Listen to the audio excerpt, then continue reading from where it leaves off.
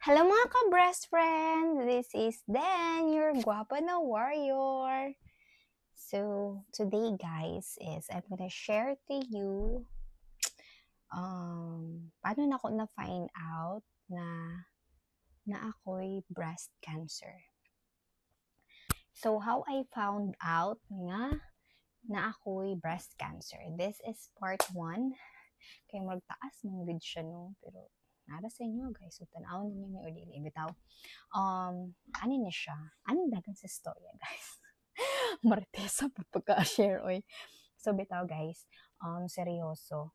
Kanang bigla lang jud siya guys. Bigla lang siya kanang ni matara ko na mao na ana.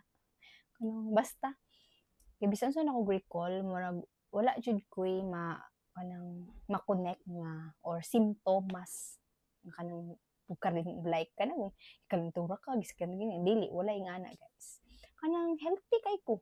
Ana kanang kanang adlaw before nako na found out nga naay ko'y gibati kay kanang na birthday pa ko nagbiyahe pa bigi gikag Davao adto Kidapawan ana kanang normal na mo ginabuhat ana.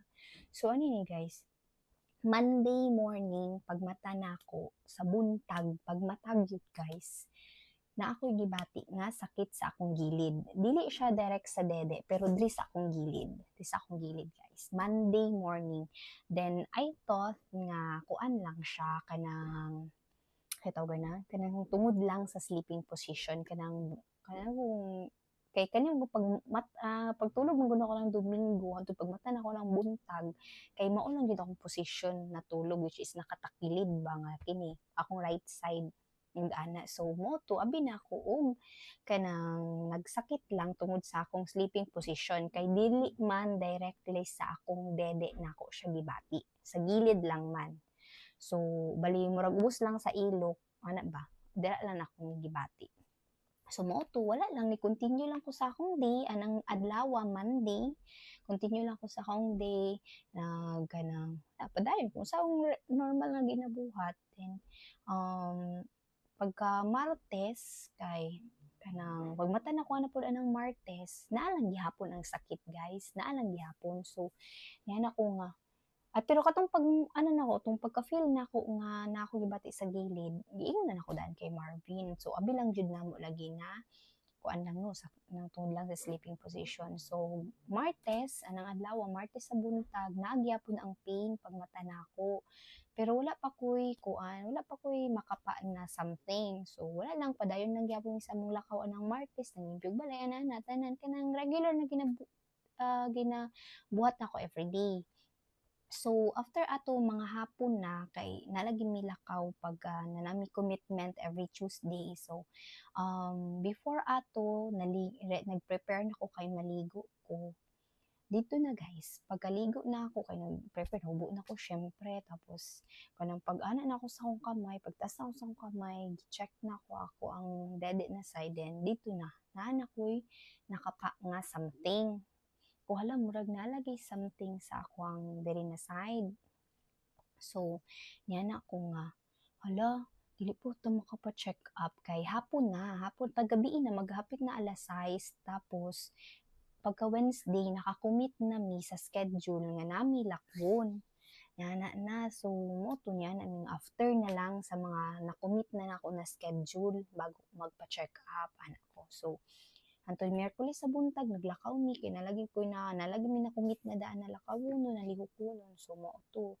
Then pagka Webes na ang Miyerkules dala ko sa akong gibati pero dili kanang wala di pa siya sakit kana lang pag sa gilid lang pero akong dede wala siya sakit. So Webes niabot ang Webes na wala na may schedule na buhaton ni decide ko anang after lunch na magpa check up sa akong OB check ay dili sa ako mismo OB sa kanang OB sa OB-GYN kay to make sure kung unsa gid siya. So mo to after lunch mga alas dos sa hapon na check ko sa OB then mo na to gi-discuss niya ang kay gi-discuss na ko sa iya akong gibati then mo to gi-suggest niya na magpa-breast ultrasound ko. So mo to dagaan ko niyang request then pagkahapon atong Webes gi-check na mo daan kung pila ang price sa ing ana then kay mag-prepare may kwarta kay may kwarta guys wala may kwarta nay kwarta pero wala pa sa ulan nato na syempre budgeted ang kwarta di ba so mo to na-check mi sa amount kung pila ang ingana then pagka Friday anong morning gisayo na mo kay syempre kasi daghan day schedule ana na adlaw no so morning nagpa ultrasound ko breast ultrasound or the sonography na ba tawag basta breast ultrasound guys tapos pagkahapon pagkaudto sayo man ko nagpa ultrasound no so pagkaudto na ang result mga after 2 hours 2 to 3 hours na ang result then after ana nagbalik ko sa akong OB kay na naman ang result so pag-check sa OB pagkita niya na ingana ang result sumuto giikot ako niya i-transfer ko niya og surgeon ano to guys ana siya kadali as in gyud kanang mo to na ikaw ngano paling og surgeon magpa-opera or unsa ana surgeon why di syempre Biyernes mo to guys Sabado Domingo wala ba clinic no so Sabado Domingo kuan gyud kanang akong emotion dili masabtan kanang fear na ang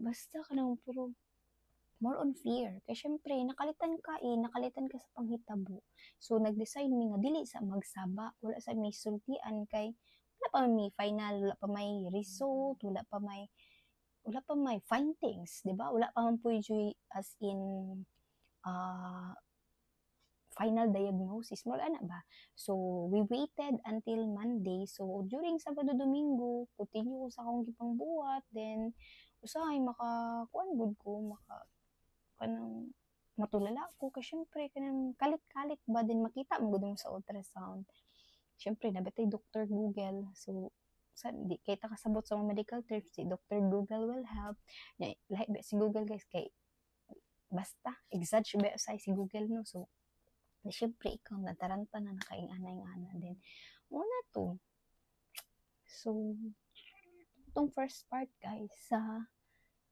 akong journey and kung balikon gud ako no kay grabe gud ka nang murag katong isa ka semana ha mura ra siya gi one day gihitabo sa isa ka adlaw kanang gi collide ang Monday to Saturday sa isa ka Monday to Saturday sa isa ka adlaw ano akong gibati mixed emotion tanan-tanan nga basta di na ko siya ma-explain unexplainable ito guys sa Gcash be nge see you next video kay taas-taas naman ni oy kuan monetize na ko ani